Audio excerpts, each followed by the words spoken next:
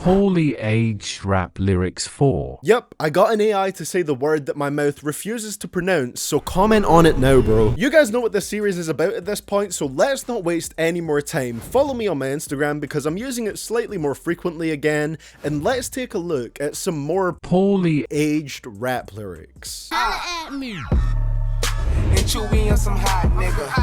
Like I told Tish, I see when I shot niggas. And Monte keep it on him, he done drop niggas. Jaja told me flip them packs and how to maintain. I'm with Trigger, I'm with Rasha, I'm with A-Raw. About a week ago.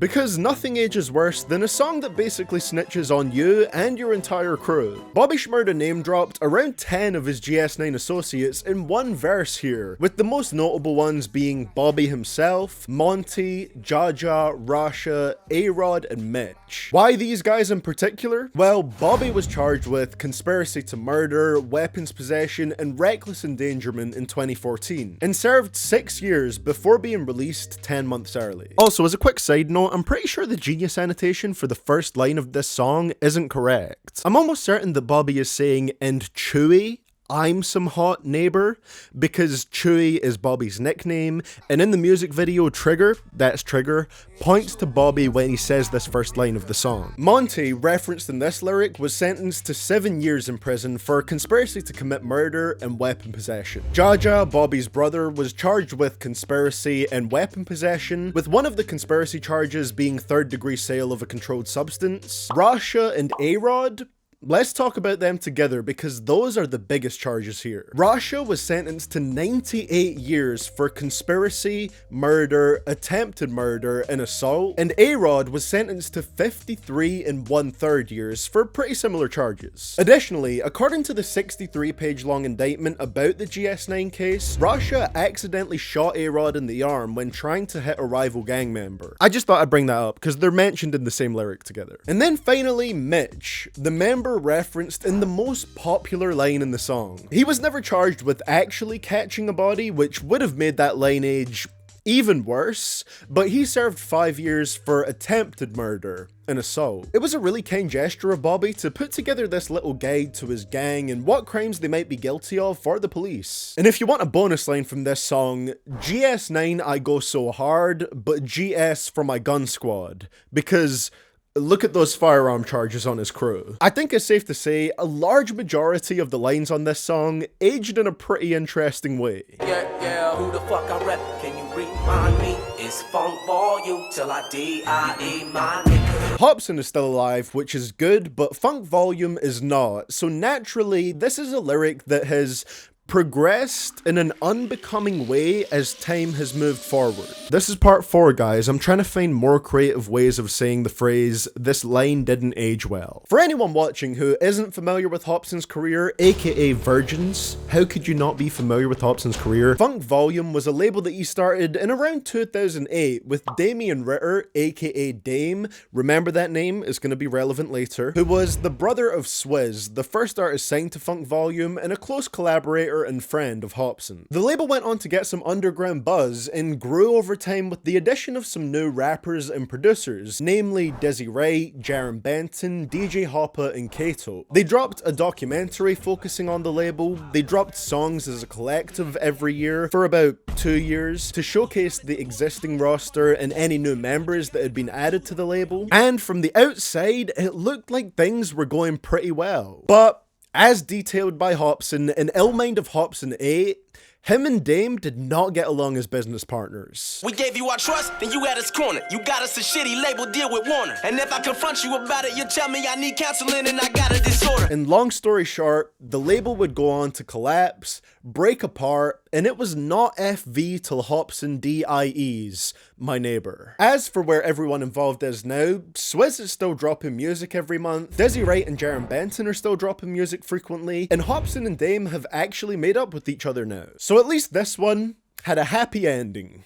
Oh fuck, I just reminded myself of the song. Oh my god, get it out, get it out. Dame and Hop actually made a 4-part podcast together where there's just a bunch of information about how the label started, how the issues between them formed, and how they eventually made up with each other years later, so I would definitely recommend checking that out. Avian influenza when the jet stream is how it happens. 2020 combined with coronavirus. Bobby money stacking. Out of all the lyrics that I've covered in this series, this is probably the one that I wish didn't age as bad as it did the most. Or maybe it technically aged well because what it talked about really happened. I don't know, but either way, it's not a fun situation. This song, Pandemic, was released in 2013, and with lyrics like this, you're probably thinking, fucking hell, we've got a new age Nostradamus on our hands. And it does look at least slightly creepy.